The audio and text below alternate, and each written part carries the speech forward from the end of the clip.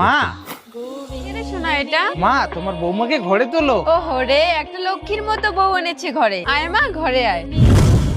Hello, 2 মাস থেকে তো কাজে আসো না, আজকে কাজে না আসলে তোমাকে সাসপেন্ড করে দেওয়া হবে। মা আজকেই কাজে আমাকে জয়েন হতে হবে, নয়তো কাজ থেকে বের করে দিবে। এ কি বলছো তুমি? আমাকে আজকে এনে কাজে চলে যাবে? থাক না, আজকে কাজে যেতে হবে না। মায়ের সাথে থেকো তুমি।